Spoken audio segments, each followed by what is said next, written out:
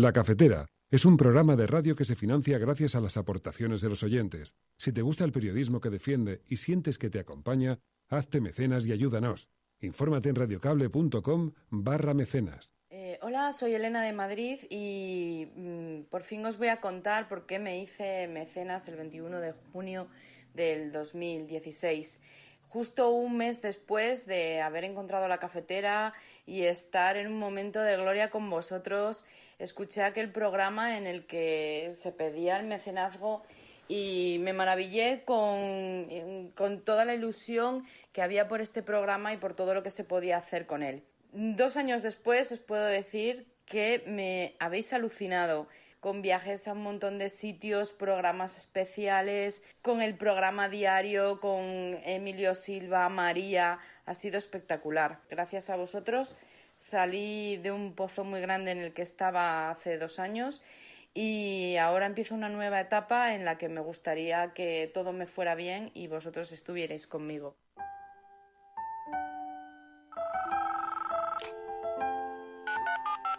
Son las 8:30 de la mañana. Las 7:30 en la Casa Museo de José Saramago, en Tías, Lanzarote. Buenos días, mundo. ¿Quieres un café?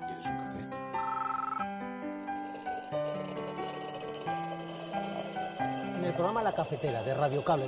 En una entrevista en Radio Cable. Durante 20 minutos en Radio Cable y dice todo lo que van a escuchar. Mañana en La Cafetera de Radio Cable. Radio Cable, que ha conseguido una auténtica primicia, ha entrevistado esta mañana y ha conseguido situar esa entrevista y lo que le ha dicho en los titulares de todos los digitales. La Cafetera.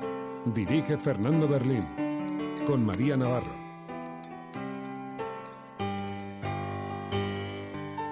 El presidente dijo a inicios de verano que se iba a celebrar varios consejos de ministros fuera de Madrid. Históricamente los consejos de ministros se celebran en una ciudad española que es Madrid.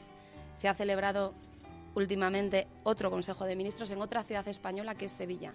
Y ahora se va a celebrar un Consejo de Ministros en otra ciudad española que es Barcelona. El día 21, porque así lo dijo el presidente del Gobierno y así lo dice también este partido. Bueno, hay que respetar los procedimientos y los tiempos de la justicia, desear que sea un juicio justo e imparcial en el que quede demostrada la independencia del Poder Judicial y, por lo tanto, respetar eso y poco más que añadir. Pero nosotros no vamos a callar, ¿eh? Nosotros no vamos a permitir que se corten carreteras y no hacer nada. Nosotros no vamos a permitir que pongan pancartas de presos políticos en la sanidad y pasar por el aro como pasan ellos. Nosotros no vamos a callarnos. Seguramente por eso nos votan cada vez más y por eso a ellos les votan cada vez menos. Así que, si el señor Sánchez quiere un solo consenso de aquí al final de la legislatura, yo le ofrezco uno: convocar elecciones. Es el primer consenso que tiene que haber, convocar elecciones. Sánchez no puede ser la persona que defienda la Constitución, porque está dispuesto a cualquier cosa. Aquí solo hay un camino y le reclamamos y le exigimos al presidente Sánchez 3 soluciones. La primera, que rompa con sus socios independentistas que son insaciables y que lo único que quieren hacer es romper España. La segunda cosa es que se deje de cartas y que envíe el requerimiento previo del artículo 155 a Torra, que es el agitador número 1 de la Kale Borroka y de la violencia en Cataluña. Y 3, que convoque elecciones ya. Nosotros siempre hemos defendido la vía escocesa. Es más, interpretamos que las palabras del presidente Torra referidas a la República de Eslovenia fueron, creo yo, bastante mal interpretadas, puesto que yo diría que se refería al convencimiento con que los eslovenos y las eslovenas dieron apoyo a un referéndum. He de decir que no comprendemos ni podemos compartir, lógicamente, estas cartas que el Gobierno del Estado ha enviado al Govern de la Generalitat. Nadie puede poner en duda el compromiso del Govern de la Generalitat en el ejercicio de sus competencias y sus competencias en materia de seguridad ciudadana, que se ejercen y se van a continuar ejerciendo, y es muy poco responsable que el Gobierno, con esa iniciativa de esas cartas, genere incertidumbre en la ciudadanía en Cataluña respecto a los compromisos del Govern y a la propia actuación de los Mossos de Escuadra. y nosotros queremos decirle al Gobierno que ya basta, que ya es suficiente de hacer tacticismo electoral con los presupuestos generales del Estado, porque con las cosas de comer no se juega, con las cosas de comer no se puede jugar, y en este momento, y más que nunca en este momento, tenemos la obligación de trabajar para que estos presupuestos generales del Estado salgan adelante. Y hasta el final, después de intensos esfuerzos diplomáticos, conseguimos que Malta acogiera al barco. De manera que no fue a Libia, fue donde tenía que ir, a uno de los puertos del área más cercana dentro de la SAR correspondiente. Francamente, si hubiéramos podido hacerlo antes, lo hubiéramos hecho antes.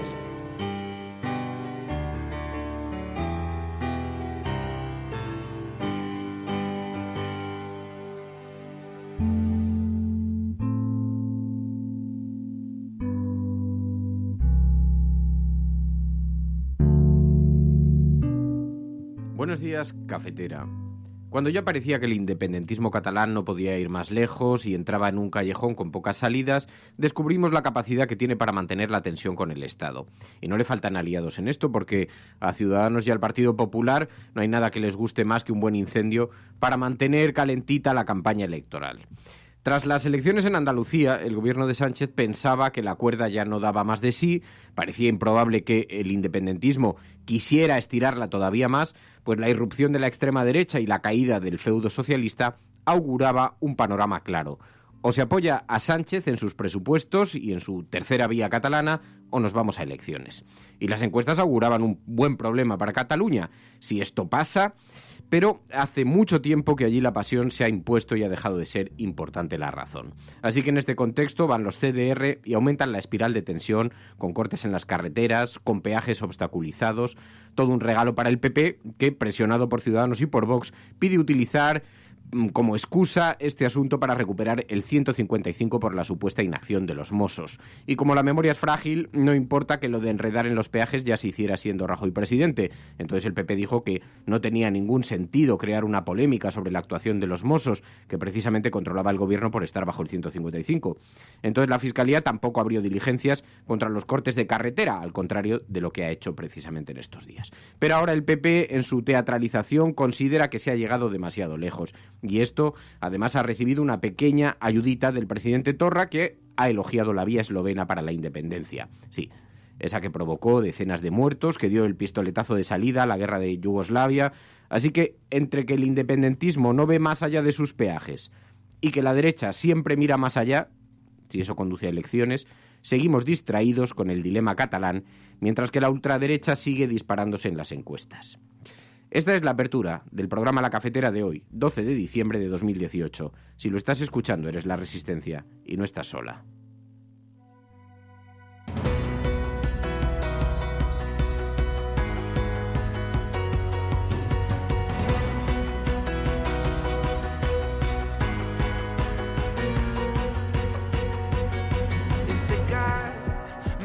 Y en efecto, ahora en el calendario el 21 de diciembre, donde se supone que debe celebrarse un Consejo de Ministros allí, en Cataluña. Pretendía enviarse un mensaje de normalización, de tranquilidad, de calma, de sosiego, y parece que ese escenario está más lejos que nunca. Así que, bueno, vamos a tener unas Navidades un tanto calentitas, vamos a intentar analizarlo de la mano de los oyentes, vamos a intentar observar este nuevo empujón, esta nueva huida hacia adelante y ver qué consecuencias puede tener y tratar de explicar qué es lo que está ocurriendo a nuestro alrededor. Un saludo, muy buenos días a todos, bienvenidos a La Cafetera, buenos días Dani, buenos días Gaizka, buenos días María, Ander, Orión, Ángel, Rubén, Phantom, Repopstar, un montón de gente que se incorpora a esta hora al programa y a quien pedimos que utilicen el siguiente hashtag, @LaCafeteraCatatónicos, @LaCafeteraCatatónicos. Además, hay un número de teléfono 627-002-002, 627-002-002.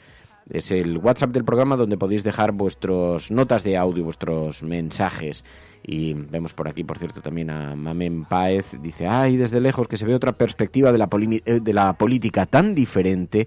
Dice, sobre todo cuando hay cosas realmente importantes. Hoy vamos a hacer un ejercicio. Hoy hemos pedido que vengan de invitados al programa dos personas que han observado precisamente la realidad desde un prisma extraordinariamente diferentes.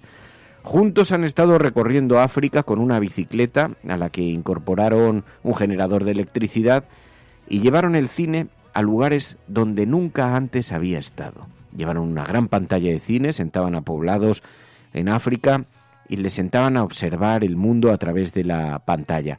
Pero para hacer funcionar el proyector tenían que generar ellos mismos la electricidad. Eso les daba una cierta autonomía para hacerlo, pero también enviaba un mensaje sobre la responsabilidad que tenemos con el medio. Ha sido una experiencia extraordinaria recorriendo toda África. Después lo han llevado también a algunas localidades españolas muy alejadas de los grandes núcleos urbanos y tienen una mirada muy especial sobre lo realmente importante, lo que de verdad necesitamos las personas para vivir con una cierta armonía en nuestra vida, en nuestra rutina diaria. Así que es una mirada completamente alejada de la actualidad política que nos va a permitir colocar las cosas en su justo territorio.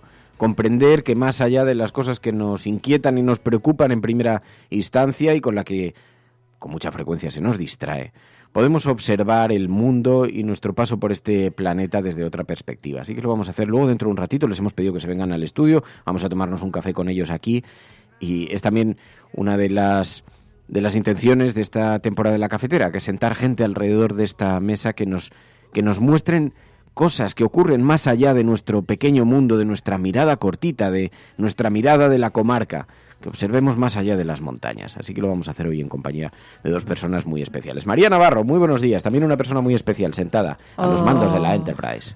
Muy buenos días. ¿Qué tal estás? ¿Qué tal ayer? Bien, bien, bien. Ahora cuando estabas diciendo lo de sentar a gente en torno a un café, me ha recordado cuando nos sentábamos, incluso cuando éramos pequeños, ¿no?, con nuestros abuelos, y nos sentábamos en torno al fuego y simplemente nos quedábamos en silencio y reflexionábamos y comentábamos y debatíamos. Bueno, pues lo mismo con un café. Me ha gustado esa metáfora. Sí, esto es como el brasero. Sí. Sentarse alrededor de la mesita con el braserillo. Mi abuela tenía un braserito de estos. Sí, en la mesa de camilla. Y, que daba dolor de cabeza. Pero el café no da dolor de cabeza. Pero mantenía las piernas calentitas. Bueno, hablaremos de eso. Vamos a repasar de todas maneras la prensa, porque hoy además hay una sesión en el Congreso de los Diputados. ¿Una sesión catatónica? Una sesión absolutamente catatónica, porque se va a seguir un poco el desarrollo de los últimos acontecimientos en Cataluña. El Gobierno va a dar explicaciones, lanzará algunas advertencias, algunas amenazas veladas. Veremos al independentismo contestando, colocará a los presos en la parte frontal del discurso. Veremos también a la derecha con esa presión que sufre ahora desde el lado más radical, y veremos a la derecha haciendo lo que se sabe hacer, enredar, aprovechando un asunto como este. Yo recuerdo qué tiempos aquellos cuando el conflicto con el País Vasco estaba manifestándose en plena tensión, que había quien desde la derecha defendía que más valía un conflicto latente para mantener el discurso del nacionalismo atado que un discurso democrático sobre los posibles horizontes. Así que, ¿qué tiempos aquellos? ¿Cómo nos recuerda esta situación aquella? Terriblemente, terriblemente, con todas las distancias y las salvedades que obviamente, y entiendo que hablamos para adultos, sabemos todo el mundo que existen, pero con todas esas distancias, ¿qué intención tenían algunos de mantener vivo la llama de la tensión precisamente para hacer, pues eso, política y para hacer el electoralismo? El problema es ese. Ahora vale más un voto que calmar a la calle y calmar el clima social, el clima político del país. Así que, bueno, si son realmente patriotas y demócratas, que lo demuestren. Bueno, pues os pedimos vuestra ayuda, os pedimos que participéis. Almohadilla, La Cafetera, Catatónicos, es el hashtag que vamos a utilizar en Internet para ordenar la conversación. Almohadilla, La Cafetera, Catatónicos. Almohadilla, La Cafetera, Catatónicos. Vamos a repasar la prensa, vamos a repasar los digitales, la prensa regional también.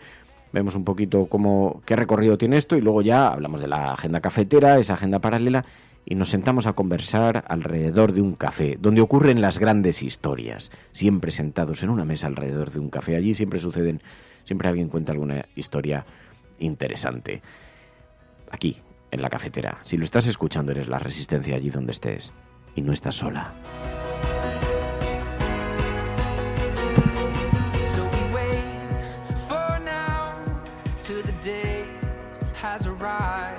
When we meet once more, that'll say something like I always knew you could be like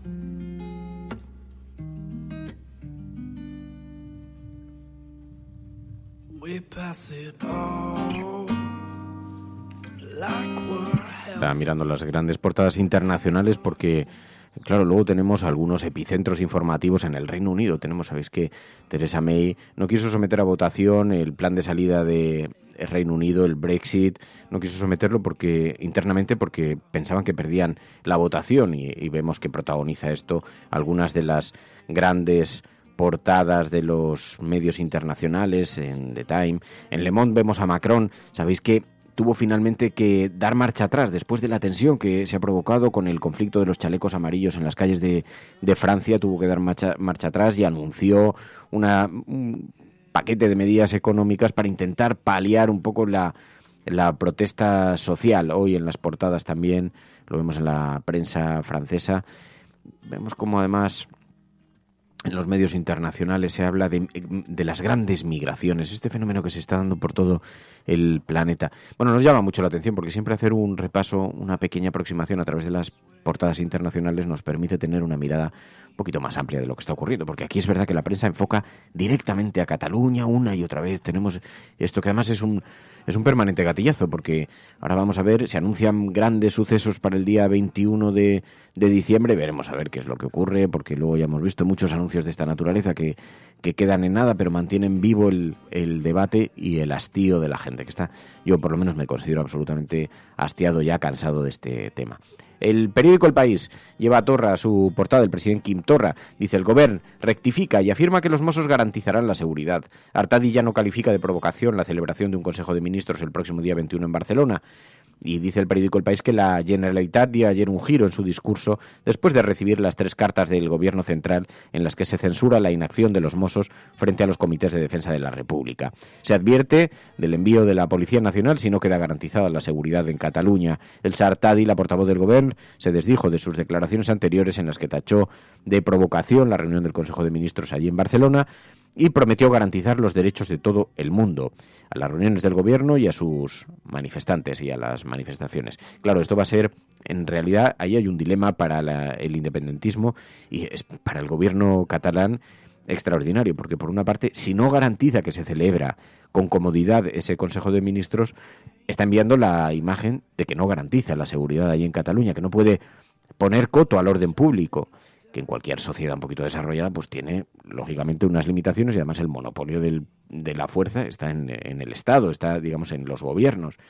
Así que el gobierno puede utilizar eso como excusa y que no quepa ninguna duda de que la oposición se lo va a pedir si el Consejo de Ministros termina como el Rosario de la Aurora, día 21. Pero claro, los CDR y el independentismo están dispuestos a incendiar en lo que sea necesario a inflamar en lo posible el día para poner el foco sobre los detenidos. En fin, tenemos segura, desde luego, muchísima tensión, pero el gobierno allí tiene que garantizar una cierta seguridad. Dice el periódico ABC que Sánchez titubea ante el caos de seguridad en Cataluña. El gobierno sigue amagando con el 155 pese a la tensión social, a las amenazas de Torra y a la crisis entre el gobierno y los Mossos, dice el periódico ABC en su portada, con una foto de un mozo en cuyas gafas de sol se reflejan Quim Torra y Pedro Sánchez. En el resto de la prensa conservadora, mismo discurso. El fiasco del plan Sánchez en Cataluña enciende al PSOE. El presidente aragonés exige al gobierno elevar la presencia del Estado en Cataluña, tacha a Torra de fascistoide. La ministra Margarita Robles dice que el líder catalán es un insensato, que está incapacitado para el cargo. Y además Soraya Rodríguez atribuye el descalabro andaluz a la moción de censura apoyada por los independentistas, dice. Y mientras tanto, en una columna a la derecha, escondido a los ojos de los ciudadanos, escondido no, porque no está en portada, pero digamos que con una presencia sensiblemente inferior, por decirlo de forma generosa. Interior dice al juez que el gobierno del PP espió a Bárcenas con fondos reservados. Y no solo eso, es que hemos conocido en las últimas horas algunas informaciones que apuntan que el secuestro en casa de Bárcenas, ¿os acordáis? Aquel secuestro rarísimo, una persona desequilibrada que entró en casa de Bárcenas, maniató a la mujer y en un episodio que quedó completamente, digamos, difuminado, un episodio muy extraño. Pues hemos sabido que fue encargado por Villarejo. Así que Eso es lo que se ha publicado en las últimas horas, por lo menos. En fin, que esto, frente a lo que está ocurriendo en Cataluña, pasa sin pena ni gloria. Pero se financió esto con fondos reservados. Estaba utilizando el Partido Popular para destruir pruebas que afectasen a su propio partido. Estaba utilizando el gobierno los fondos reservados. El caso en cualquier otro país sería tan extraordinariamente grave, cuando además ha sido destapado por una investigación judicial, pero estamos conociendo los detalles en las portadas de los periódicos. Eso sí, viene en segundo plano.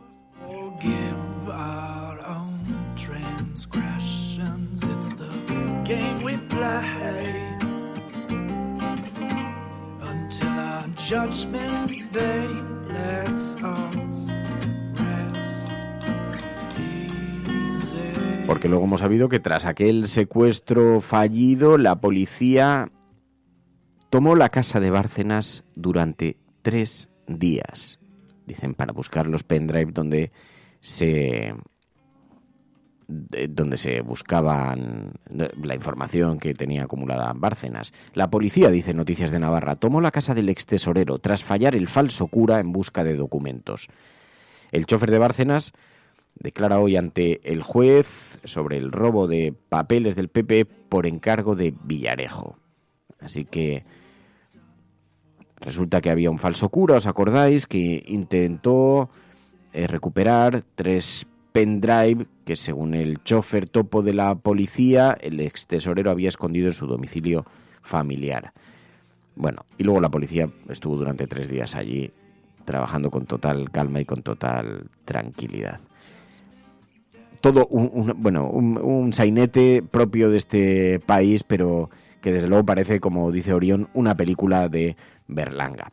Además, en la portada del periódico El Mundo, además de llevar este asunto, también habla de una alerta terrorista que en España se intensifica tras un tiroteo con 4 muertos en Estrasburgo. Hay mucha preocupación por que en estos días además se acerca la Navidad y nos encontramos en máxima alerta de atentados terroristas, con lo cual, bueno, hay mucha preocupación. En La Razón, Sánchez agitará el Brexit para cerrar la vía a un referéndum, dice el periódico La Razón en su portada. Hay pleno sobre Cataluña en el Congreso tras la advertencia a Torra y el presidente va a marcar líneas rojas pero dejará abierto el diálogo. Se espera una posición equidistante entre el PP y Ciudadanos y los soberanistas, dice.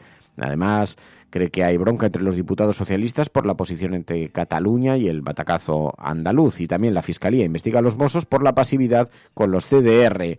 Buch replica que actuó como con el 155, dice en su portada el periódico La Razón, que también lleva esta imagen. Terror en el centro de Estrasburgo, al menos 2 muertos, 11 heridos en el saldo de un tiroteo producido en Estrasburgo en un mercado navideño de los más visitados de Francia.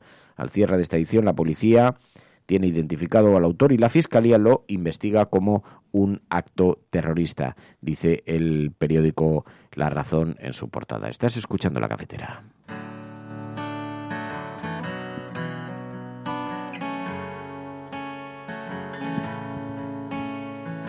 Aquí solo hay un camino y le reclamamos y le exigimos al presidente Sánchez 3 soluciones. La primera, que rompa con sus socios independentistas que son insaciables y que lo único que quieren hacer es romper España. La segunda cosa es que se deje de cartas y que envíe el requerimiento previo del artículo 155 a Torra, que es el agitador número 1 de la Kale Borroka y de la violencia en Cataluña. Y 3, que convoque elecciones ya. Así que eso decían desde el Partido Popular, que aprovechan para intensificar la crítica, y mientras dice también Campuzano que el gobierno seguirá con sus competencias. He de decir que no comprendemos ni podemos compartir, lógicamente, estas cartas que el gobierno del Estado ha enviado al govern de la Generalitat. Nadie puede poner en duda el compromiso del Gobierno de la Generalitat en el ejercicio de sus competencias y de sus competencias en materia de seguridad ciudadana, que se ejercen y se van a continuar ejerciendo, y es muy poco responsable que el Gobierno, con esa iniciativa de esas cartas, genere incertidumbre en la ciudadanía en Cataluña respecto a los compromisos del Govern y a la propia actuación de los Mossos d'Esquadra. Y por tanto yo espero que el Gobierno no insista en una línea que no lleva a ningún sitio. La Generalitat tiene competencia en seguridad ciudadana y las va a continuar ejerciendo.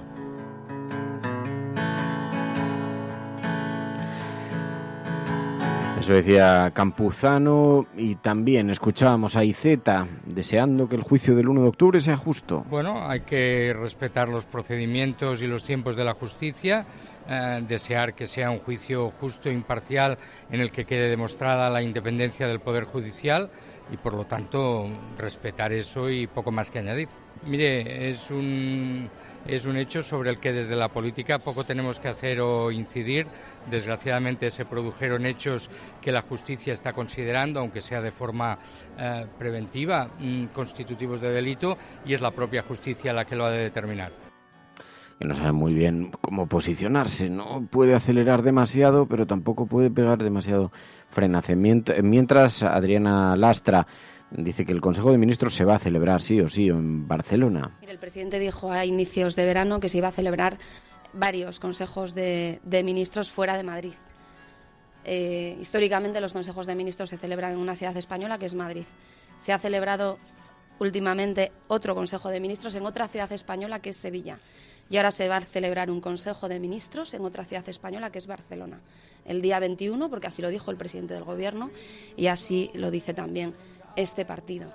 Lo importante es, en este caso, el día 21, que ese Consejo de Ministros se celebre con toda la tranquilidad y normalidad institucional, como se han celebrado ya el anterior de Sevilla y como se celebrarán otros en otras partes de España, porque así lo ha dicho también el presidente del Gobierno.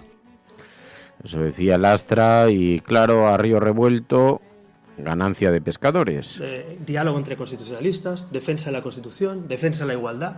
Yo me comprometo a todo eso, cuando quiera poner las urnas. Mientras, lo haremos en las calles, en las instituciones y donde haga falta. Pero nosotros no vamos a callar, ¿eh?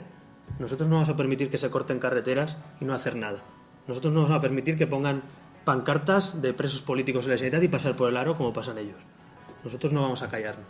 Seguramente por eso nos votan cada vez más y por eso a ellos les votan cada vez menos. Así que, si el señor Sánchez quiere un solo consenso de aquí al final de la legislatura, yo le ofrezco uno: convocar elecciones. Es el primer consenso que tiene que haber, convocar elecciones. Sánchez no puede ser la persona que defienda la Constitución, porque está dispuesto a cualquier cosa. Sánchez está dispuesto a cualquier cosa, no como el resto. Y mientras tanto, tarda, claro, porque también en esto todos participan y todos contribuyen a los patinazos y el patinazo del independentismo, colocando en la misma frase Eslovenia que independencia, que Cataluña, pues ha dado absoluta gasolina a la derecha. Ahora Tardá se desdice y defiende mejor la vía escocesa. Nosotros siempre hemos defendido la vía escocesa. Es más, interpretamos que las palabras del presidente Torra referidas a la República de Eslovenia fueron, creo yo, bastante mal interpretadas, puesto que yo diría que se refería al convencimiento con que los eslovenos y las eslovenas dieron apoyo a un referéndum. Pero en todo caso queda claro, ha quedado demostrado delante del mundo que año tras año miles y miles, centenares de miles e incluso más de 1,5 millones de catalanes salieron a la calle, repito, repetidas veces, sin la existencia de ningún altercado. Claro, como dice Orión, mira, cuando una declaración grandilocuente se tiene que andar explicando, matizando, no debió ser muy buena idea hacerla. Y, en fin, sea como fuera, si no es por razones de unos, es por la respuesta de los otros, si no es por la falta de cualificación de los que hablan en público, es por los que le contestan, pero al final los que estamos en medio somos los ciudadanos que estamos asistiendo a una escalada permanente de tensión, porque lo que antes nos parecía una anomalía nos empieza a parecer normal. Lo que antes, y ese es el problema de las espirales, que van creciendo y creciendo y lo van invadiendo todo y al final lo van salpicando todo. Bueno, no sabemos si acabaremos en elecciones o no.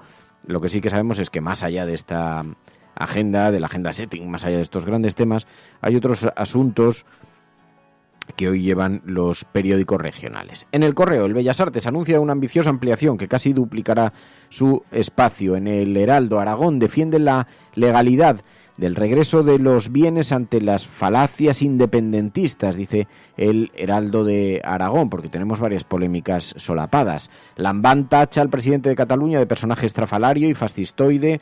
Torra convierte en Lérida el aniversario de la entrega de los bienes en un acto separatista. Dice que el presidente de Aragón, Javier Lambán, defendió ayer la legitimidad de la recuperación del tesoro artístico frente a las mentiras y falacias difundidas desde círculos independentistas de Cataluña. Dice, bueno, hay un debate, ya sabéis, con el legado artístico de Sigena y entonces no se ponen de acuerdo, en fin. Cuando no es por un asunto, es por el otro, pero siempre está la actualidad enfangada. Y más entre Aragón y Cataluña, que están lindantes. Así que tenemos también otra fiesta por la zona. En La Voz de Galicia, la AP9 será gallega dentro de 2 meses, dice La Voz de Galicia. Todos los grupos del Congreso apoyaron tramitar el traspaso, excepto Ciudadanos, que se abstuvo. El PP pide un debate sosegado y Ciudadanos dice que es la campaña de Feijóo. No nos pidan que la paguemos, dice. Además, más tensiones en la sanidad. Un grupo de facultativos se concentraron ayer ante el Parlamento gallego en protesta por la sobrecarga de trabajo, porque mientras estábamos muy atentos a lo que ocurría con la sanidad en Cataluña, se nos ha olvidado informar de que en Galicia hay un auténtico incendio entre los sanitarios también con el gobierno, que es del Partido Popular. Y hay un incendio absolutamente salvaje, pero esto no ha ocupado mucho espacio en los medios de comunicación. Bueno, esto en lo que se refiere a estas portadas. También en el Faro de Vigo dice el viaje de ida, dice el Faro de Vigo, el viaje de ida y vuelta Vigo a Coruña por la AP9 costará el doble que en tren con el nuevo sablazo. El coste se va a disparar a 59 euros a partir de enero entre peajes y combustibles, dice el Faro de Vigo. Bueno, esto es lo que se refiere a la prensa regional. Mientras tanto, el gobierno hay otros asuntos colocados sobre la mesa. Lo que pasa es que quedan solapados por este dilema y hoy con el debate que vamos a tener en el Congreso os podéis imaginar que todavía mucho más. Pero Borrell ayer tuvo que contestar sobre el barco Madre Loreto. ¿Os acordáis que tuvo que terminar en Malta porque el gobierno español no quiso acogerlo aquí en España? Había rescatado a unos migrantes, a unas personas que estaban en el mar a punto de ahogarse y no encontraban puerto para poder amarrar la embarcación y poder transferir a estas personas a algún sistema seguro, y les decían que se fueran a Libia, que era puerto seguro, decían desde el gobierno español, cuando está recomendando a los propios turistas españoles que no vayan allí por los riesgos que supone. Bueno, al final acabaron en Malta. Y hasta el final, después de intensos esfuerzos diplomáticos, conseguimos que Malta acogiera al barco. De manera que no fue a Libia, fue donde tenía que ir, a uno de los puertos del área más cercana dentro de la SAR correspondiente. Francamente, si hubiéramos podido hacerlo antes, lo hubiéramos hecho antes, pero las horas de navegación, en todo caso, fueron menores que haberlos traído a España. Sí, no me diga usted que sí, porque esta es la realidad de las cosas. Las horas de navegación fueron menores que haberlas traído a España. Esperar en la zona a que alguien aceptara recoger el barco. Al final lo conseguimos. El barco no fue a Libia, el barco fue al puerto seguro más cercano. Eso decía Josep Borrell. Al final dice el puerto más seguro, el más cercano. Bueno, estás escuchando La Cafetera. La manera de luchar contra todo eso es muy fácil. Es consumir menos. Es la única manera de joderlos, es no comprar. Porque es lo único que les interesa, que compres. Si no compras, si compras menos, si compras únicamente lo suficiente para una vida decente, pues ya les estás tocando ahí donde les duele. Pero hay un marketing tan fuerte y hay un marketing a nivel de la educación tan fuerte que lo importante es comprar, que la mayoría de la gente socialmente lo importante es comprar. Y tienen a todo el mundo ahí súper amaestrado, ¿no? Porque la solución es esa, parar de comprar. Eso decía Manu Chao, la clave es no comprar. Esto es La Cafetera. Si lo estás escuchando, eres la Resistencia y no estás sola.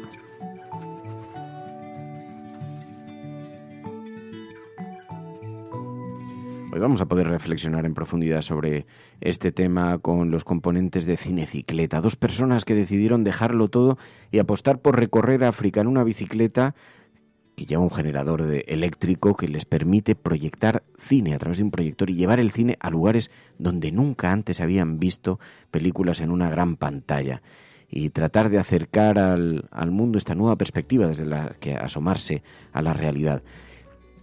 Lo que les ha hecho descubrir numerosas culturas, numerosas personas, numerosos tipos de modo de vida, pero también comprender lo poco que necesitamos en realidad para ser felices. Vamos a hablar enseguida en un ratito con ellos, pero antes vamos a despejar, si os parece, las portadas de los digitales.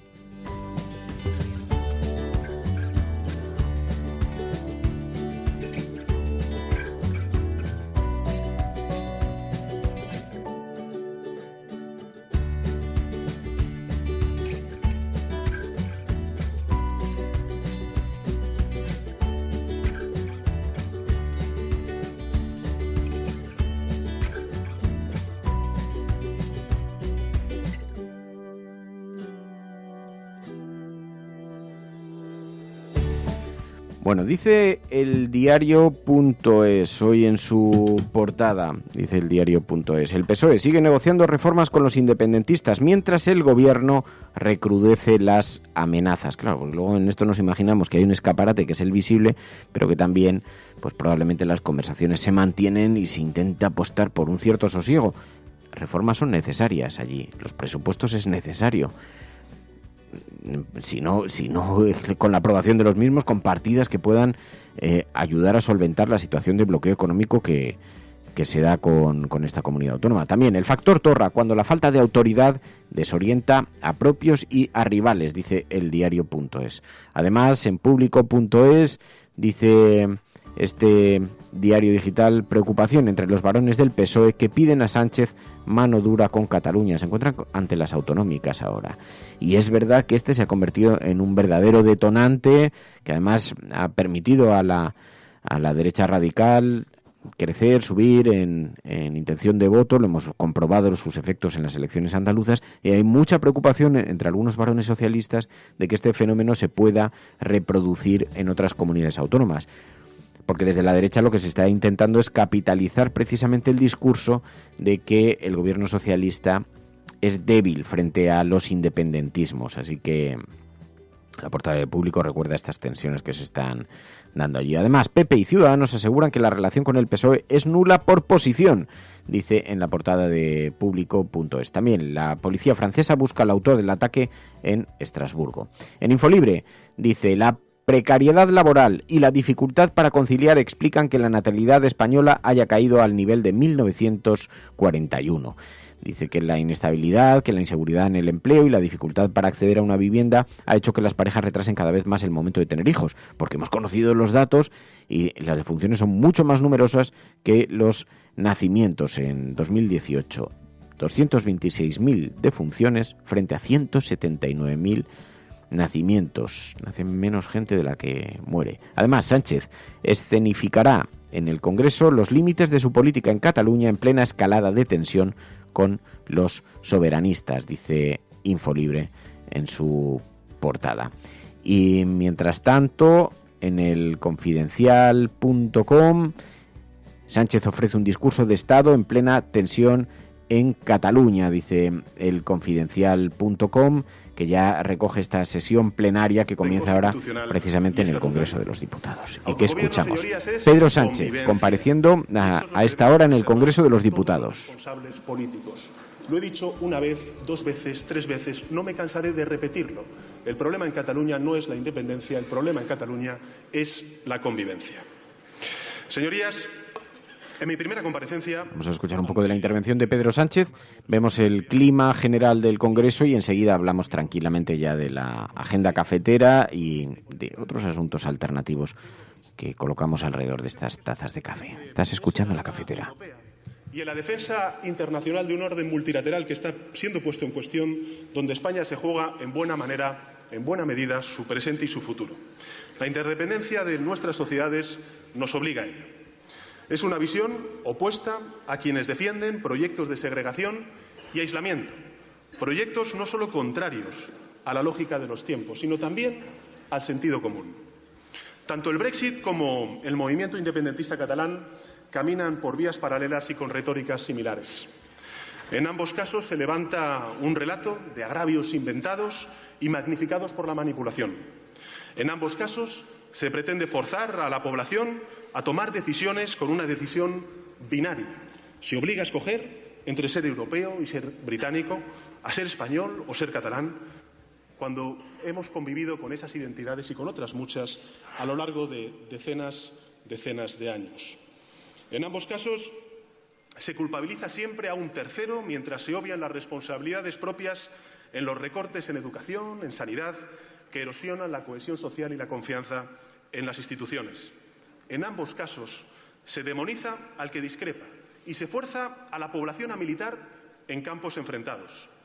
En ambos casos se construye una ensoñación que, al chocar con la realidad, genera un enorme caudal de frustración que nadie quiere gestionar. Hoy a la primera ministra británica le van a hacer una moción de censura de 6 a 8 en el Parlamento británico. Y los que lo hacen o huyen hacia adelante o huyen de sus responsabilidades. Señorías, el pasado 25 de noviembre el Consejo Europeo endosó, como se dice técnicamente la jerga diplomática, el acuerdo de retirada y aprobó la declaración política que establece el marco de relación futura entre la Unión Europea y el Reino Unido. Fue la culminación de casi un año y medio de negociaciones muy complejas, originadas por la decisión del Reino Unido de optar a salir de la Unión Europea en junio del año 2016. Una decisión, es evidente, de país que respetamos, pero que debe hacernos reflexionar sobre la irresponsabilidad de un gobernante, del primer ministro Cameron, que convirtió un problema de partido, del partido Tory, en un problema europeo y global.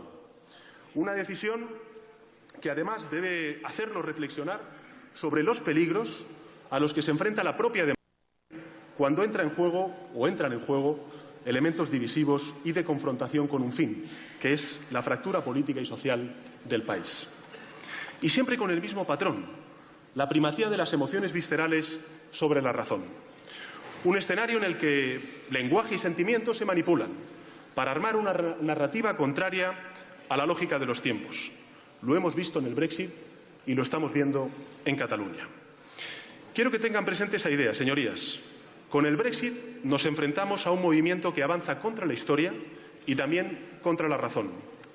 La razón, ¿qué es lo que nos dicta? Nos dicta que desafíos globales exigen respuestas globales, exigen un proyecto común, más integración, más unión, siempre reconociendo la diversidad identitaria de cada cual, pero también más fraternidad, entendimiento para unir en lugar de dividir, para no ver la complejidad y la pluralidad como un problema, sino como una fuente de oportunidades y de riqueza de las sociedades. Hoy algunos quieren reducir esta complejidad enriquecedora a una simple elección entre opciones excluyentes, forzando a optar entre el mal y el mal mayor, acotando el espacio público a una elección entre alternativas definidas por aquello a lo que se oponen y nunca por lo que se propone. Aprovechan para ello las brechas abiertas de la desigualdad y de la frustración de una crisis económica y la respuesta equivocada de las políticas neoconservadoras que socializó pérdidas y privatizó ganancias. También aquí hay un patrón común. Los mismos que jalearon los recortes y la austeridad con políticas conservadoras acusan a un tercero como excusa para alentar la separación. Brechas, en definitiva, señorías, para inventar un maltrato magnificado con un solo propósito, que es el de polarizar, el de enfrentar a partes de la sociedad. Lo hemos visto con el Brexit en el Reino Unido, señorías. Bueno, pero también hemos sido testigos de... Pedro Sánchez hace esa alusión al Brexit para contrarrestar el discurso del independentismo, el resultado del Brexit, que ha puesto en una situación muy complicada tanto a la sociedad inglesa, a los ciudadanos que viven allí, llegan de otros países, como a la situación económica y al riesgo de futuro para un país que estaba plenamente integrado en Europa. Sabíamos, decía hoy la prensa, que iba a utilizar Pedro Sánchez este asunto, lo iba a enarbolar para advertir de los riesgos de un independentismo desbocado. Vivimos en nuestro país año a año son británicos. En el Reino Unido estudian nuestros hijos y nuestras hijas, muchos de ellos, y España es país de residencia de la mayor comunidad de ciudadanos británicos en el continente. Fíjense, señorías, hace 2 semanas El Banco de Inglaterra hizo público un informe demoledor sobre las consecuencias del Brexit. En él, señorías, se advierte de que la retirada de la Unión Europea ha tenido ya consecuencias para la economía británica, disminuyendo el crecimiento de la productividad, depreciando la libra, incrementando la inflación y rebajando en consecuencia el crecimiento real de los salarios de los trabajadores y trabajadoras. Ese es el presente, este es el ahora. Las predicciones del futuro, a partir de los múltiples escenarios aún abiertos, son todavía más dramáticas, más demoledoras. Tomando como referencia mayo de 2016, el momento previo a la celebración del referéndum, las previsiones oscilan en un retroceso del Producto Interior Bruto de entre el 1,25% y el 8,25%, dependiendo de un escenario de cooperación estrecha, es decir, con acuerdo, con una salida ordenada del Reino Unido de la Unión Europea, o con una aplicación de las reglas de la Organización Mundial del Comercio y, en consecuencia, sin acuerdo y de manera desordenada. La traducción de estos números, nos dice el Banco de Inglaterra, en términos de paro y de inflación implican, de hecho, hablar de una recesión económica aún mayor que la sufrida en el año 2008 en el caso de una salida desordenada y sin acuerdo. Creo que con estas cifras que publicó el Banco de Inglaterra queda aún más claro y hace más real aquellas advertencias que se hicieron también a los independentistas catalanes por parte de organismos públicos y organismos privados, donde se alertaba de las consecuencias económicas que podría tener la independencia de Cataluña, de España y de la Unión Europea. Con una caída del Producto Interior Bruto en Cataluña de entre el 3,52% y el 17,6% del Producto Interior Bruto, con una destrucción de puestos de trabajo que podría superar el que la tasa de desempleo en Cataluña llegara al 34% y con unos efectos sobre la incapacidad para poder proveer recursos financieros a los servicios públicos y la quiebra de la seguridad social y, por tanto, de los pensionistas. Pero volvamos al Reino Unido. Ante estas cifras, señorías, que publicó el Banco de Inglaterra, ¿qué se le puede decir a las empresas británicas cuando la incertidumbre les impide hacer planes de crecimiento? ¿Qué se les dice a los trabajadores que van a sufrir una merma real, no inventada, real, de su poder adquisitivo por el incremento de los precios y el coste de la vida?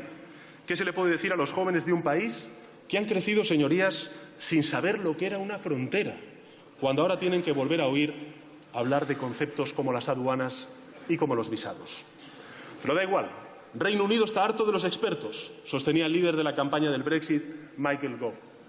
Como si las cifras y los hechos ya no importaran. Como si la repetición de una falsedad de 1 millón de veces, o 1 millón de veces, mejor dicho, fuera a convertirla en una realidad. Estamos hablando del empobrecimiento de millones y millones de personas, de un impacto real sobre sus vidas reales y no de una mera estadística. Señoras y señores diputados, es preciso recordar que el Brexit arranca sobre una grotesca campaña de mentiras y de desinformación sin precedentes. Mentiras, por ejemplo, se acordarán, señorías, como los 350 millones de libras semanales que iba a recibir de vuelta el Reino Unido para financiar, decían ellos, su sistema público de salud con la salida de la Unión Europea. Hoy los británicos, 2 años después, saben que el problema no estaba en Bruselas, nunca estuvo en Bruselas, sino en los recortes impuestos por los gobiernos conservadores británicos durante años. Por cierto, otros también inventaron balanzas fiscales y agravios para justificar 16.000 millones de euros de expolio imaginario.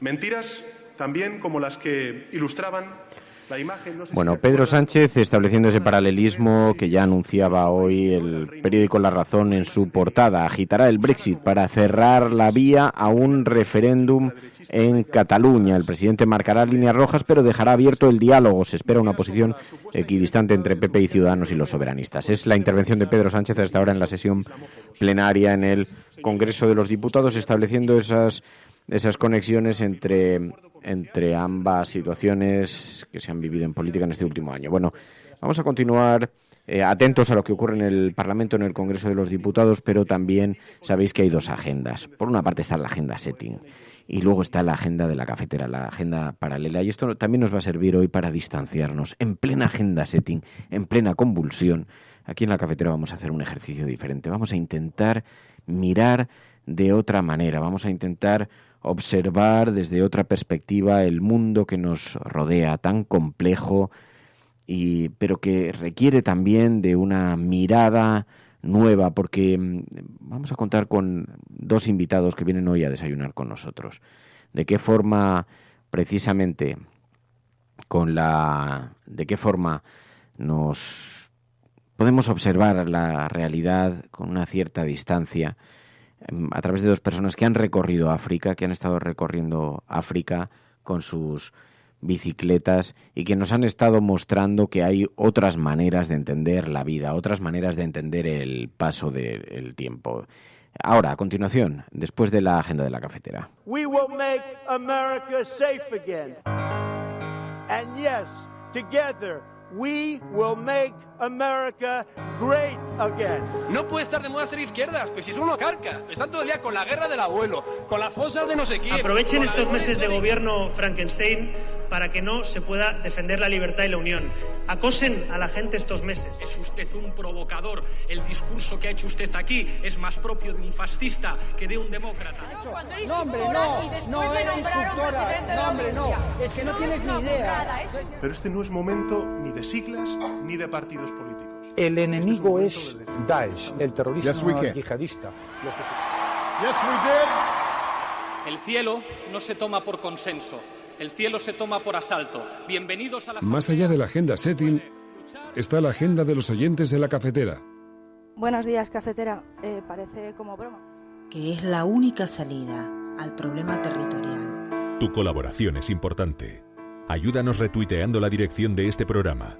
Hagamos que se nos oiga. Hagamos que se nos conozca. Radiocable.com.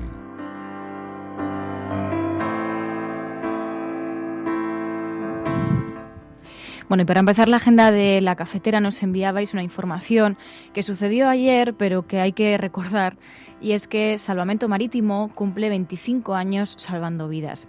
Salvamento Marítimo celebró este martes un cuarto de siglo dedicado a proteger la vida en el mar, luchar contra la contaminación marina y controlar el tráfico marítimo.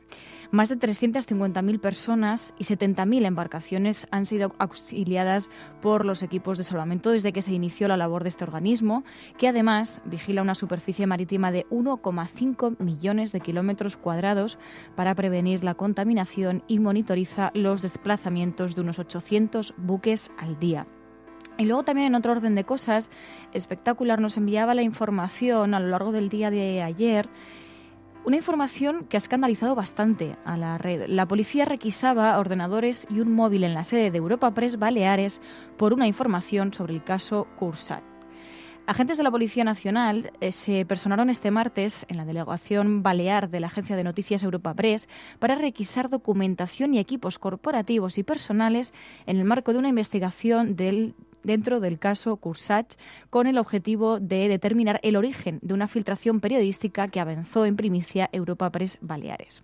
Explica en el propio medio, en Europa Press, que 3 agentes y una secretaria judicial entregaron en la redacción la orden de registro y exigieron a la periodista que cubre información relacionada con este caso que entregase cualquier documentación sobre la macrocausa de la policía local. La redactora se acogió a su derecho profesional a no revelar las fuentes y los agentes le negaron contactar con los servicios jurídicos de la empresa. Por ello, decían desde Europa Press, amparándose en el mandato judicial, los agentes se han llevado su teléfono móvil personal, 2 ordenadores de la empresa y varios documentos en papel con el objetivo de determinar el origen de una filtración. Pero Europa Press no fue el único medio, lo intentaron también en el Diario de Mallorca. Y nos vamos hasta la información del Diario de Mallorca, en el que titulan: el juez Florit ordenaba registrar Diario de Mallorca por investigar el caso Cursat. Diario de Mallorca explicaba que el instructor de la causa contra el magnate requisa el teléfono de un periodista de Diario de Mallorca y envía a la policía a la redacción a confiscar su ordenador. Los agentes se marchan ante la negativa del rotativo e intervienen documentos a una redactora de Europa Press. También nos enviabais una información que tiene que ver en este caso con algo que llevamos reflexionando bastantes semanas. Es el caso de la publicidad de las casas de apuestas. El defensor del pueblo abre actuación ante Hacienda y Sanidad por el peligro de la publicidad de casas de apuestas. Alerta Francisco Fernández Marugán de que la difusión sin control del juego, y muy en especial si los jugadores son menores de edad, tiene unas características similares a las del consumo del tabaco o de drogas. El organismo asegura haber recibido quejas de la ciudadanía por lo que consideran la publicidad constante y continua de anuncios de casas de juego en la televisión e Internet. Y pide a las instituciones que estudien más a fondo los efectos de la proliferación de estos negocios que han crecido notablemente en los últimos años. Y para terminar esta agenda nos vamos a centrar en un tema. Y es que, como habréis podido ver, fue trending topic, un hashtag que dice mira cómo nos ponemos. Nos hemos ido al origen de este hashtag y nos hemos encontrado con la información del país.com que dice una denuncia por violación a una menor une a las actrices argentinas.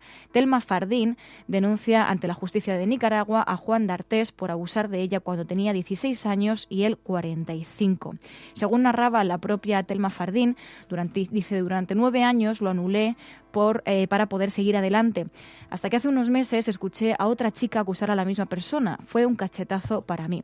La actriz anunció que ha radicado la denuncia penal en Nicaragua, lugar donde presuntamente ocurrieron los hechos, y no descarta pedir también la colaboración o la intervención de la justicia argentina. La acusación de Fardín es la más grave de las conocidas hasta el momento dentro del ámbito de la actuación en Argentina, pero no es un caso aislado. Según una encuesta reciente, el 66% de las intérpretes afirmó haber sido víctima de algún tipo de acoso o abuso sexual en el ejercicio de su profesión.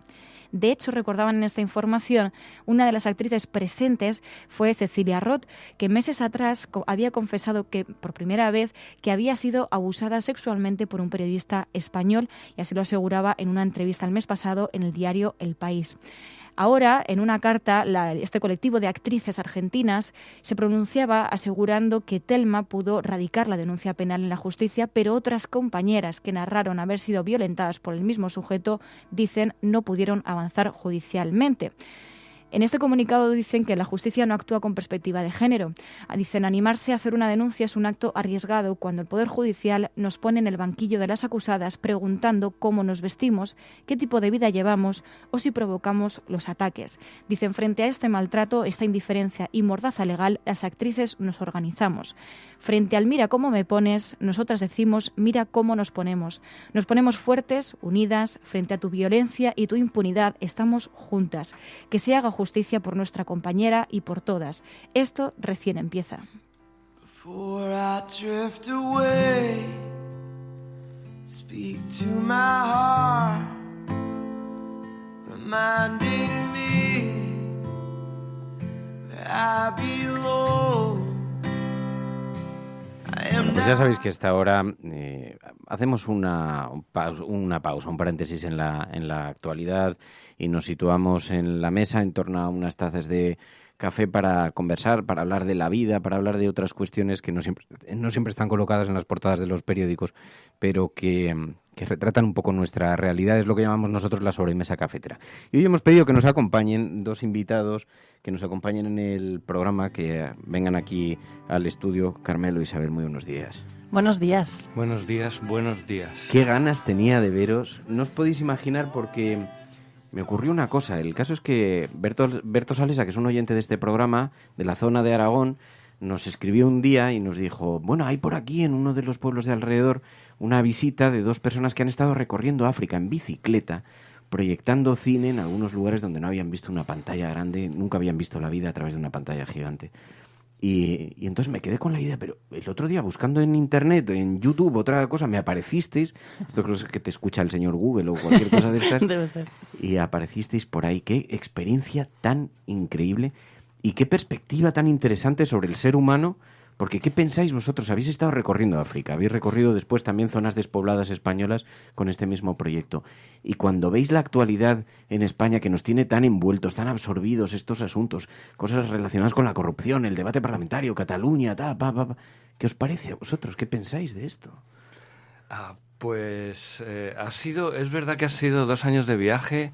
Es verdad que han sido 2 años pedaleando por un continente desconocido totalmente, como hemos recorrido 14 países por África, pero realmente la sorpresa del asunto es que no estamos tan desconectados a estas alturas del siglo. Es decir, que en lo más recóndito del corazón africano había 4G.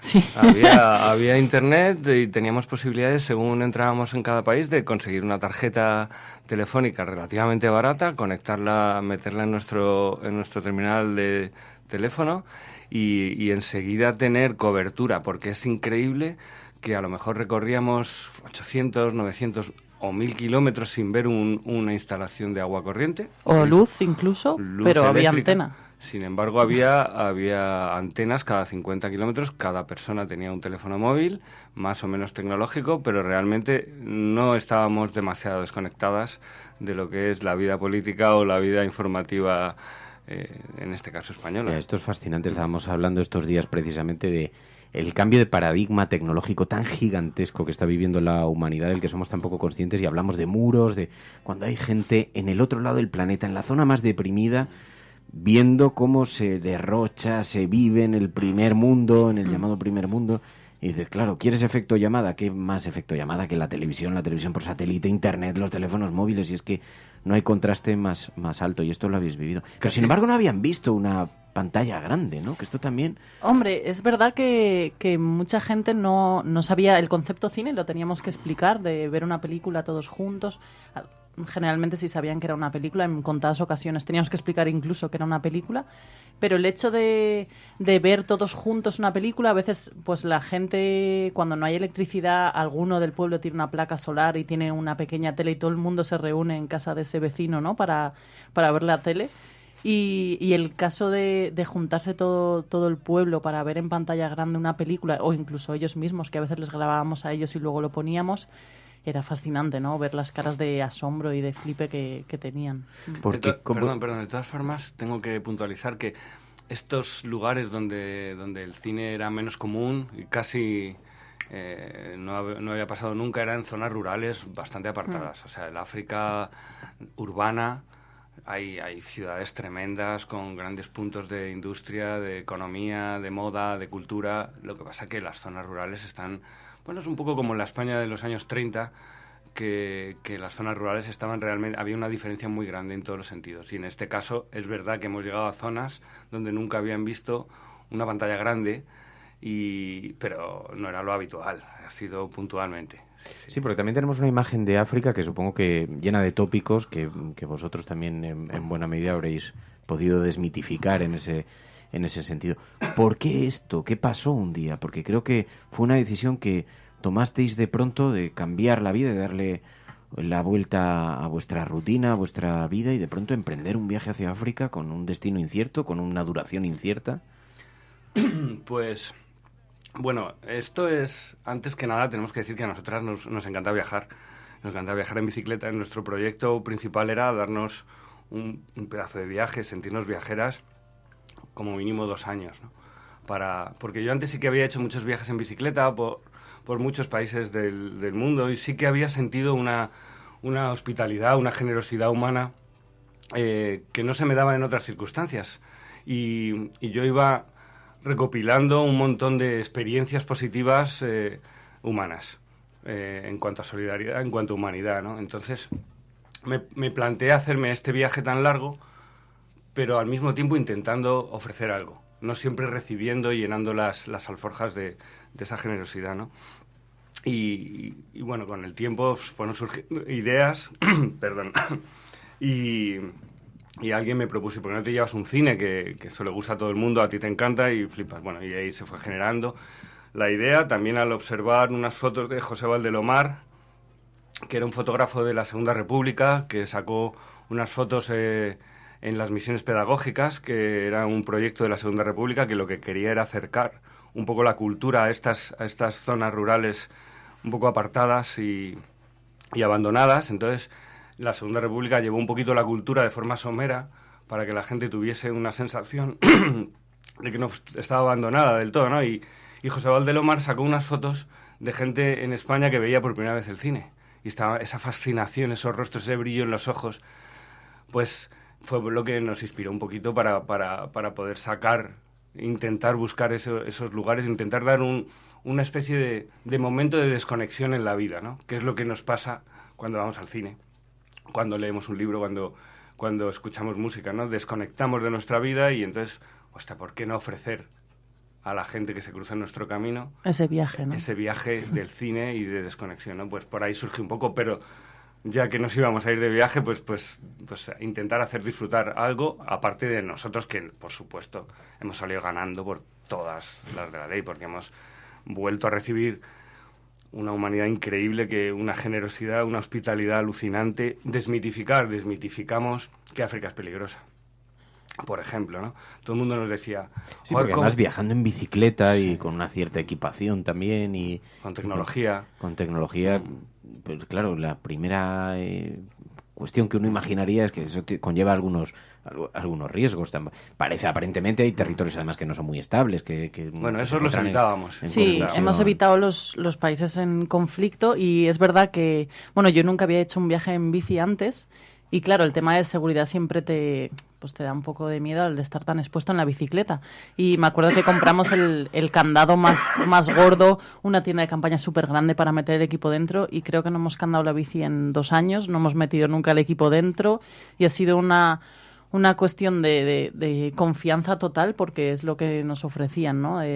Tranquilos que estáis en nuestra casa y bueno, lo de desmitificar, por ejemplo, también nos ha pasado pues con el pueblo musulmán, ¿no? Porque nos hemos sentido súper a gusto, súper en casa, porque es verdad que ellos tienen la hospitalidad como un dogma del Corán, ¿no? Y es verdad que cada noche que llegábamos a una aldea y preguntábamos, oye, ¿dónde podemos poner la tienda? En un sitio que no molestemos, te metían en casa directamente y eso nos ha pasado sobre todo en zona musulmana, cosa que no nos ha pasado en zona cristiana, ¿no? Y es verdad que cuando había un pueblo que había mitad musulmanes, mitad cristianos, directamente nos íbamos a la mezquita porque sabíamos que nos iban a coger en una casa, ¿no? Y eso también pues a la gente le sorprende mucho, ¿no? Pues eso, desmitificar un poco el... Es que vivimos vidas llenas de prejuicios, de temores, la mayor parte además impuestos por terceras personas, ni siquiera por vivencias propias. Y, oye, hay gente que está comentando directamente en el programa en directo y decía, claro, vais llevando el cine a lugares, la elección de películas, decía Repopstar, ¿qué tipo de películas les poníais? Porque entiendo que también hay una elección en esto, también queréis mostrar un tipo de perspectiva del mundo, ¿no? Pues, claro, nos planteamos esa pregunta al querer un poco arrimarnos a la idea de las misiones pedagógicas, de acercar un poco la cultura, y dices, vale, pero ¿qué cultura acerco? No voy a acercar mi cultura. Entonces, lo que hicimos nosotros antes de salir fue ir a un festival de cine panafricano en Burkina Faso para un poco nutrirnos de películas africanas, ¿no? De cada vez que llegáramos a un país tener por lo menos 1 o 2 o 3 opciones en idioma local y una cultura más próxima. Entonces, bueno, allí hicimos un montón de contactos, nos cedieron películas, entonces cada vez que entrábamos a un país pues teníamos o contactos o películas ya directamente para poder poner. Entonces poníamos, o sea, lo que queríamos nosotros sobre todo es poner cine africano, cine de cada país. Y luego también poníamos cine mudo, cine de animación, cosas cómicas, documentales, un poco de todo, ¿no? Pero siempre intentábamos la opción de cine local, ¿no? Para eso, para acercar un poco su cultura. Lo que pretendíamos fundamentalmente es que la peli se entendiera.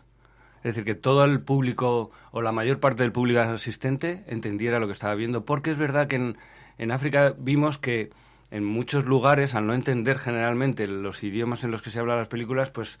Bueno, les encanta la coreografía de un Jackie Chan, de cosas que que vas a caer, que va a ser gracioso, ¿no? Pero pretendíamos que se entendiera toda la película, también los diálogos. Entonces eso nos dejaba muy poco margen. Y el cine mudo nos ha dado mucha cancha para que se entendiese la película hasta el final, aparte de las películas de africanas.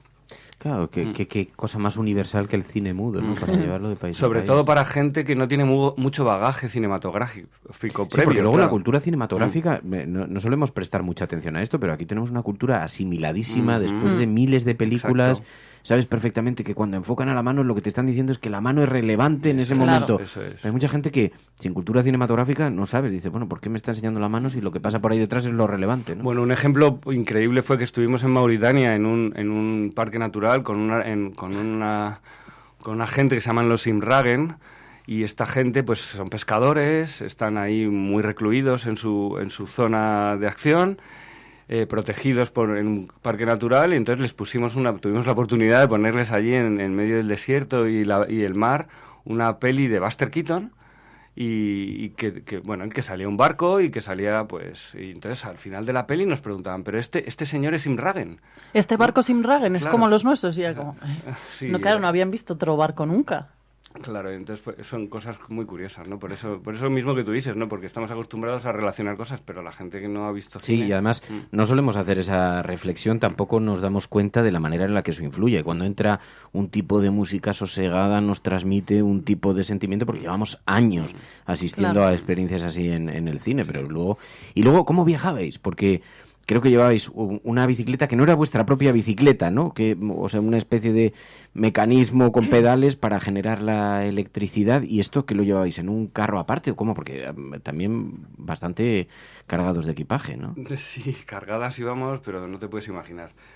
Pero bueno, era parte del show, éramos los titiriteros que iban despacito por las carreteras. Pues llevábamos un equipo de cine completo, pero era autónomo energéticamente hablando. Es decir, hay que pedalear durante toda la película para poder sacar la energía. Pero nosotros nos encargamos de que sea el público quien pedalea. Tiene que haber una participación de público. Si no hay gente que pedalee durante toda la película, no hay cine. El cine es gratis. Que es maravilloso, porque eso compromete también a la gente con lo que está haciendo. Y Entonces llevamos también un proyector pequeño de LED que funciona muy bien en la oscuridad, y un equipo de audio y un reproductor. Y todo eso lo llevamos, como bien dices, en una caja hermética protegida del polvo y de la lluvia, que a su vez va en un carro detrás de una de las bicis. Esto pesa casi 45 kilos, aparte de las 6 maletas que llevamos cada una en la bici, con un equipo de filmación, porque hemos hecho un documental, o sea, aparte del de proyección, uno de filmación, y pues todas las cosas necesarias para ser autónomas en un viaje en bici, es decir,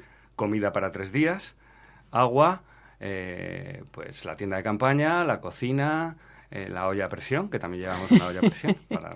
Ya puestos a llevar peso, dijimos, la olla también. La cafetera. Sí, la cafetera, las herramientas, el botiquín, la ropa de invierno, la de verano, hay que llevarlo todo. El libro electrónico, todo. Y una placa solar para cargar todo eso. En fin, hay que ser autónoma para poder acampar donde tú quieras, parar unos días. Pues ahora nos metemos por unas montañas en que no sabemos qué nos vamos a encontrar, pues siempre tenemos que saber arreglar la bici, poder acampar en cualquier sitio, si te pones enfermo medicarte, en fin.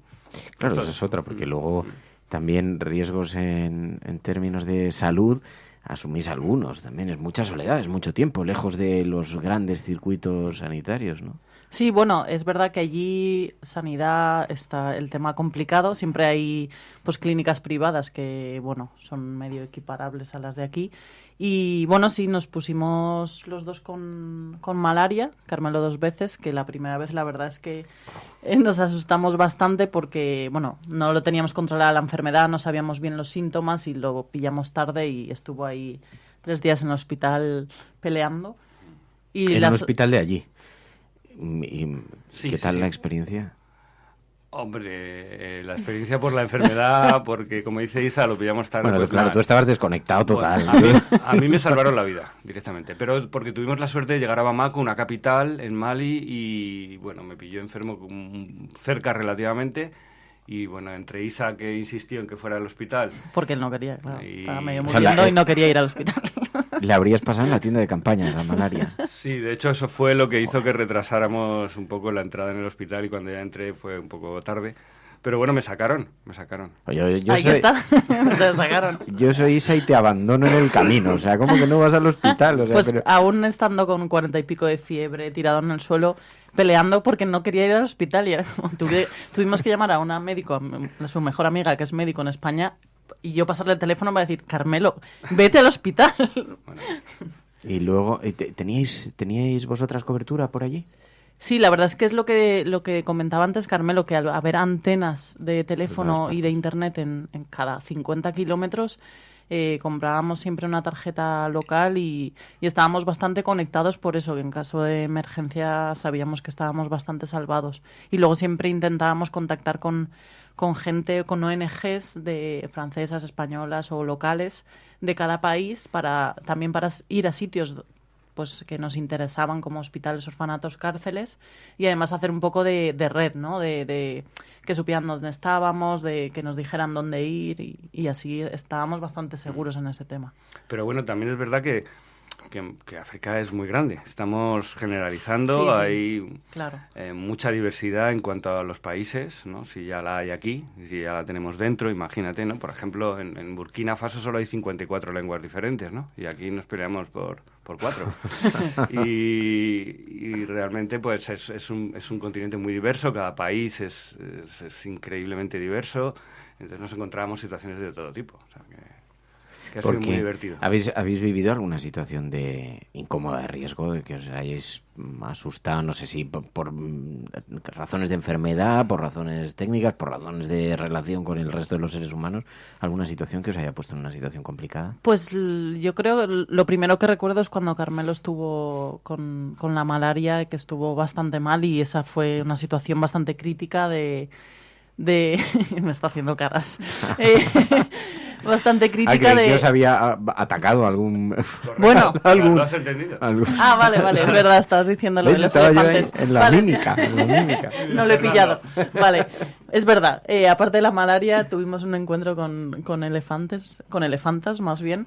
Estábamos por Burkina Faso perdidos por una pista y de repente nos encontramos ahí unas cuantas manadas de elefantes y nos hicieron una especie de emboscada. Nada, nos cruzamos con una familia y había un bebé elefante y la madre no le gustó que estuviéramos cerca. Nos dio un primer aviso corriendo detrás de nosotros y nosotros, claro, corrimos un poco, pero luego... como buenos periodistas quisimos filmar el asunto. Claro, nos paramos a explicar, mira, esos elefantes que hay ahí, de repente, ¡ah! ¡Viene! Y ahí ya, yo que llevo un poco menos de peso que Carmelo, pues le dejé un poco colgado. Me abandonó directamente, aquí públicamente hay que soltar lastres. Le salvé la malaria, pero en los elefantes la abandoné. Está bien. Y yo os quería preguntar, porque no sé si cuando llegabais a las distintas poblaciones, vosotros ya avisabais de lo que ibais a hacer, o dejabais un poco en el margen de la sorpresa y de la magia ciertas cuestiones, ¿no? Es decir, ¿les explicabais desde el primer momento lo que ibais a hacer, lo que iban a ver y cómo lo iban a ver? ¿O dejabais un poco espacio a la imaginación? Bueno, pues dependía mucho del sitio, pero cuando llegábamos a una aldea, porque teníamos dos formas diferentes de ofrecer las proyecciones, una era, como ha dicho Isa, a través de asociaciones, ONGs, y llegar a lugares complicados que a nosotras no sería posible, pero cuando improvisábamos, muy a la africana, porque es un continente muy de improvisar, lo primero que hacíamos siempre, proyectáramos o no, o con intención de proyectar o no, era presentarnos al jefe del pueblo. Eso es muy importante, ¿no? Y una vez ahí explicar si queríamos un sitio para dormir o lo que queríamos era, bueno, siempre ofrecer.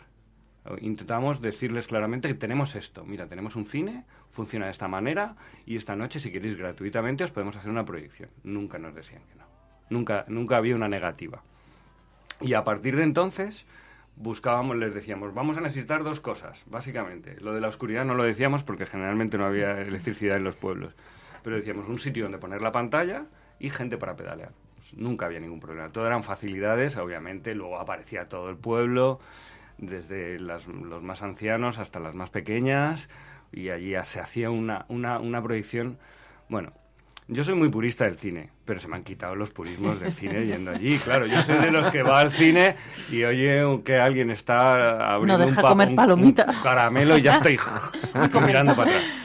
Pero claro, imagínate pues unas señoras que se traen el té, hay que hacer el carboncillo para calentarlo, otra que hace las trencitas a las niñas, los adolescentes que pasan con las motos.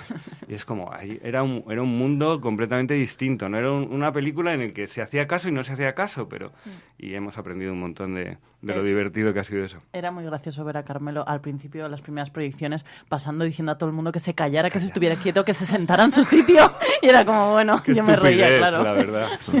¿Y luego hacíais algún tipo de debate? ¿Analizabais algo de la película o...?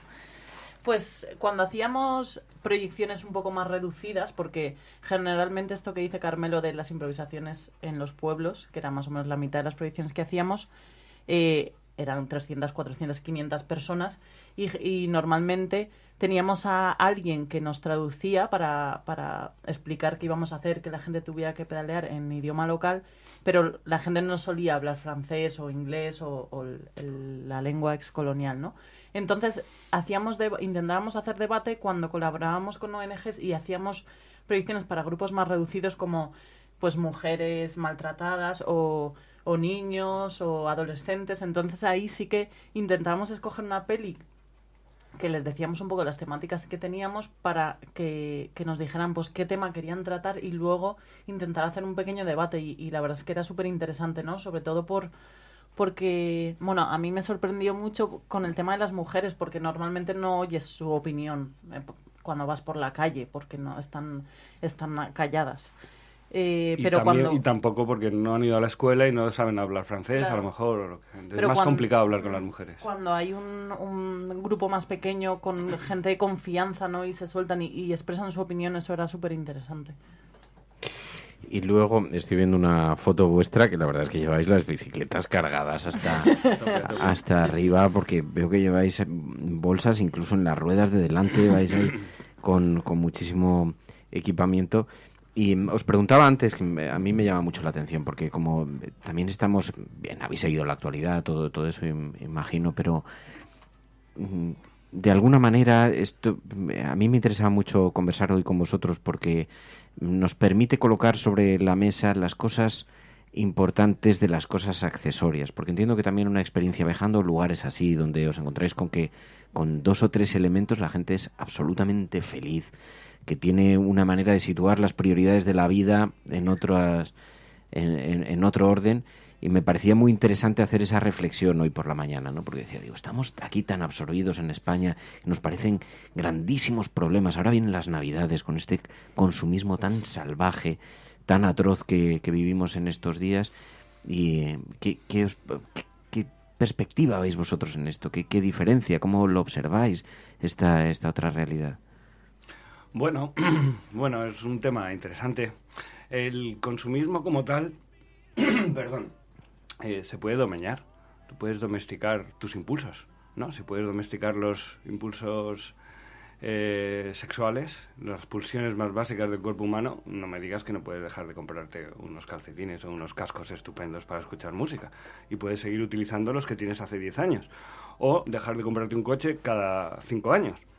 Quiero decir, es algo que es verdad que lo tenemos ahí, que es una oferta increíble, que nos despiertan los sentidos con las luces de neón, pero también es verdad que nosotros podemos decir que no. Es una reflexión interesante. ¿Por qué tenemos que ganar tanto dinero para tener que comprar tantas cosas? A lo mejor con un poquito menos es suficiente, es simplemente reducir el consumo. Pero bueno, aparte de eso, que es verdad que es difícil,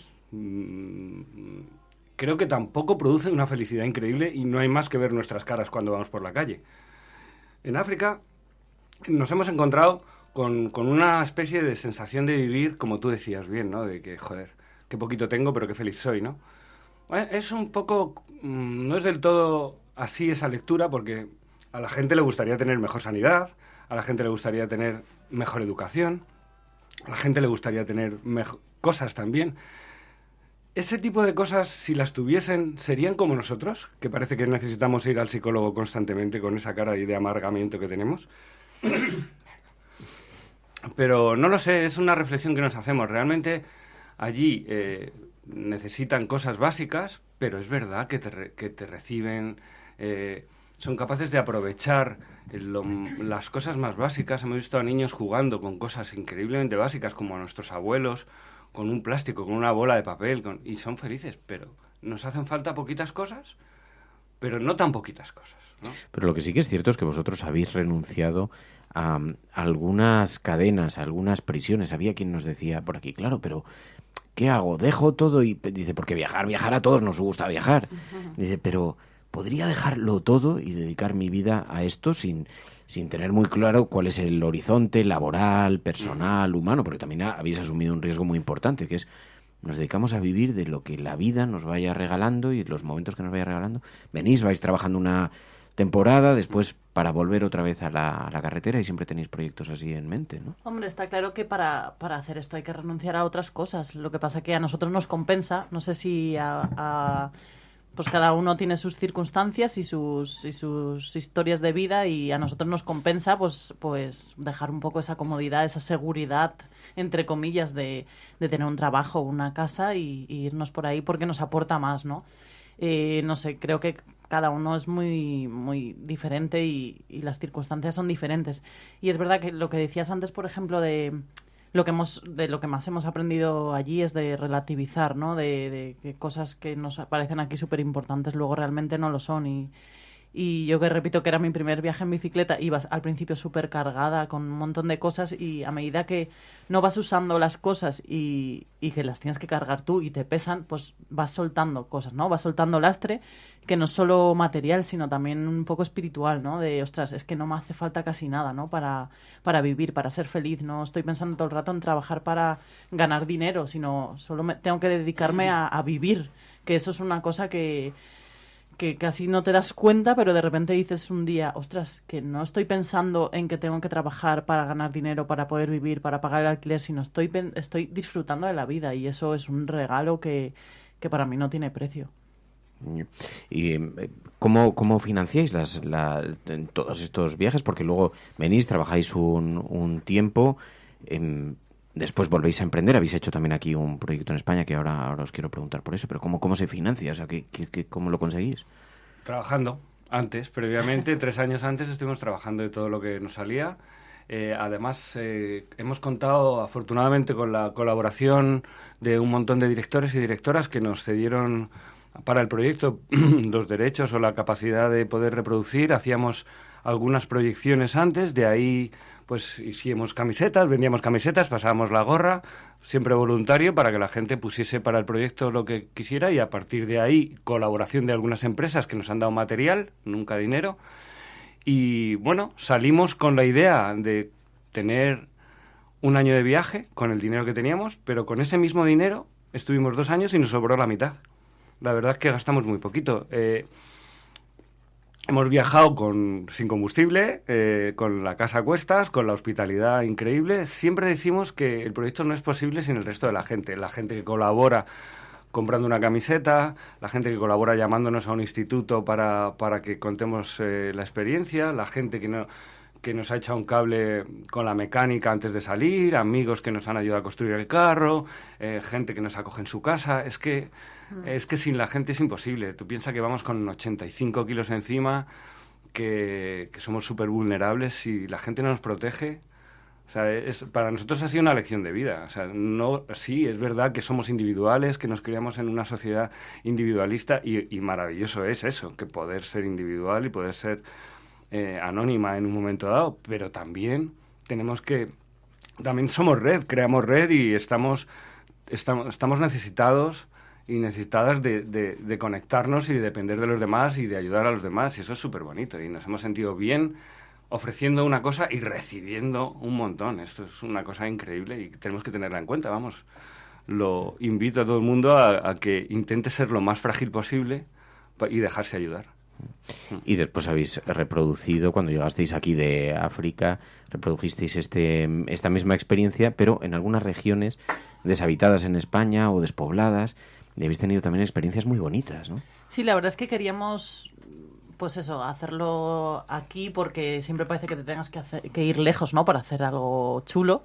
Y bueno, nos apetecía ir a zonas despobladas donde ya no existen salas de cine, donde la gente parece que solo se pueda reunir en misa o en toros o en fiestas populares o en botellón. Entonces queríamos pues algo conjunto cultural, ¿no? Y la verdad es que ha sido increíble la experiencia, porque hemos estado por pueblos súper pequeños de Castilla, de Navarra, de Galicia, a veces con 10 espectadores de más de 80 años y bueno, todos juntos allí. Bueno, ¿tenían que pedalear? A veces, sí, según la edad y los bypasses que tuvieran, pedaleábamos nosotros. Pero bueno, la idea es que sí, que pedalearan el público. Y la verdad es que la experiencia ha sido genial, ¿no? Porque porque es muy bonito volver a ver, bueno, sobre todo a mí la gente mayor, ¿no? De que luego te explican de, sí, me acuerdo cuando era pequeño que venían los titiriteros y ponían una tela ahí en el Prado y veíamos una peli y bueno, poder hacer que la gente recuerde eso, ¿no? O que se acuerden de nosotros los niños pequeños cuando sean mayores con eso mismo, buah, eso es increíble. Cinecicleta. Tenéis una web, ¿no?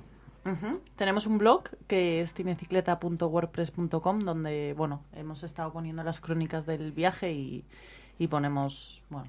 Y también la manera de contacto por ayuntamientos, lugares donde se os pueda llevar a dar conferencias, a explicar esta misma experiencia y que puedan también ir contribuyendo a crear valor para la siguiente aventura que emprenderéis. Tenéis Twitter, hemos visto también la cuenta de Twitter. Tenéis una cuenta de Twitter que está un poco abandonada. Bastante. El blog, el Facebook viene un correo y un Facebook. Y el Instagram. Y hay curiosamente una cuenta corriente.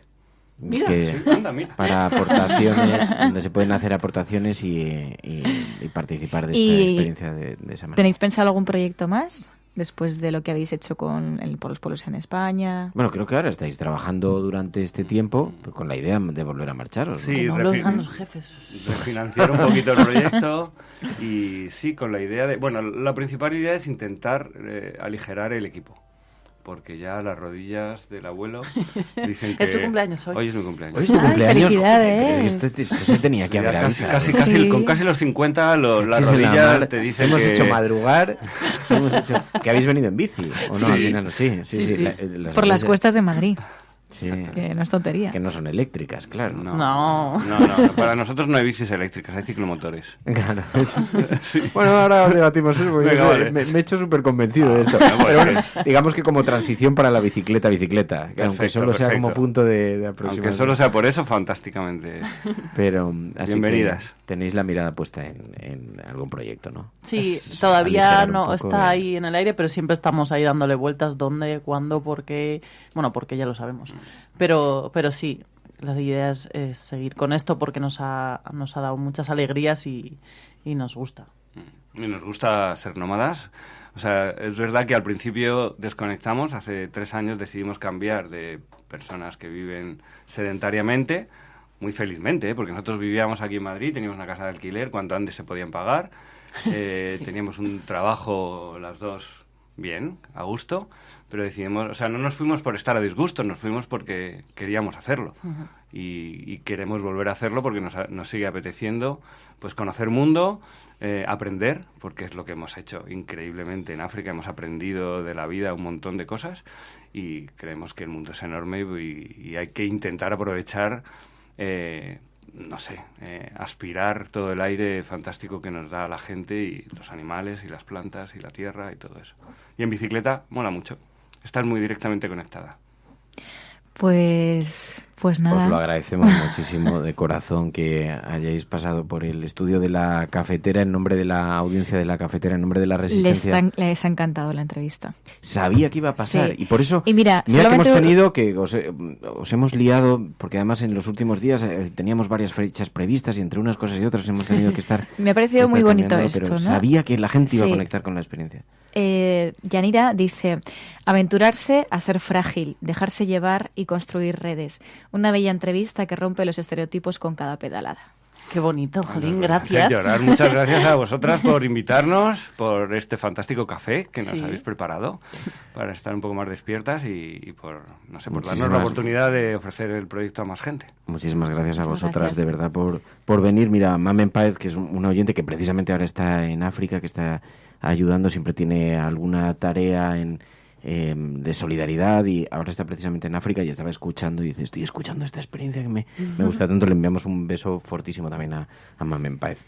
Y pues nada, muchísimas gracias, de verdad, de corazón. Aquí tenéis vuestra casa. Gracias. Bueno, y nos vamos a marchar. Nosotras terminamos aquí el programa. Mañana volvemos con más Cafetera. Está participando, está interviniendo en este momento Pablo Casado. Podéis seguir las imágenes a través de internet y podéis seguir el debate en el Congreso de los Diputados a cuenta de la crisis en Cataluña, pero de verdad, como la vida nos acerca, nos aproxima a miradas tan diferentes, a perspectivas tan diferentes, y a veces nos despistamos y nos distraemos con cosas accesorias. Hoy queríamos hacer este pequeño paréntesis. Mañana volvemos, mañana con más. Muchísimas gracias. ¡Viva la freak! Adiós, gracias. Gracias a todas. Adiós, hasta mañana.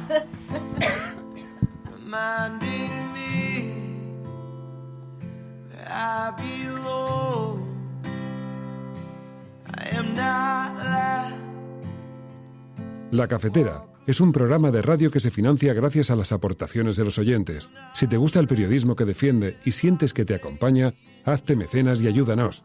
Infórmate en radiocable.com/mecenas. Your mercy's new.